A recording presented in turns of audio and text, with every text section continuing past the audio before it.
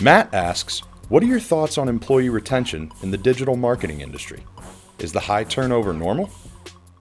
The reason there's high turnover in my industry, agency life, is because most companies are owned by holding companies who are required. So there's 4 major holding companies in advertising. They've consolidated and bought up all the agencies, and they're these big billion-dollar conglomerates. And I don't know everything about it because I haven't really studied it, but they're big holding companies which tell companies like VaynerMedia, great companies like 72 and Sunny, a great digital shop and a TV shop, like Droga5 just got sold, great company. Like these great companies, 360i, Carrot that got bought by Vice, they're owned by holding companies who tell their CEOs, the guy, usually the guy or gal that looks like me that sold the company for a lot of money to get upfront, but then you have to earn it out, and then you're locked in because half your money's gonna come after 4 years, so you gotta keep the job, golden handcuffs, Google it if you don't know what I mean.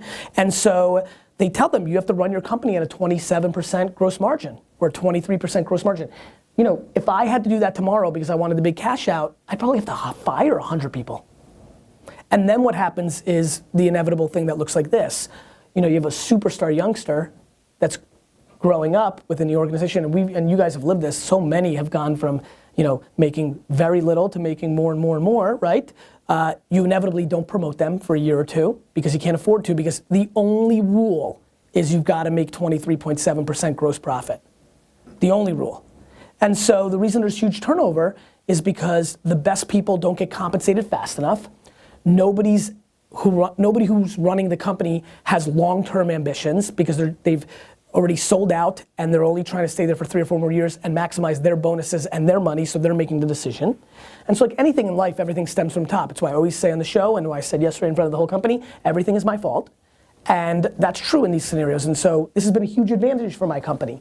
I'm able to do what I'm doing because I want to build an evergreen company forever.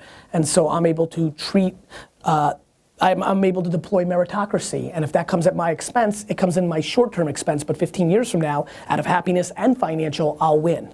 So that's why that's happening, and so because they don't want to pay, and because they run a margin, they do a lot of things. They don't compensate people properly, they leave. They burn good people to the ground. You know what goes on here. I mean, you're in the trenches. If somebody's on a hardcore account that's tough, we usually get them out of there a year later because they're just dying, but those companies don't usually do that because they just need to maximize, and they're actually incentivized to let you quit. And because then they're gonna replace you for less. And so that's that.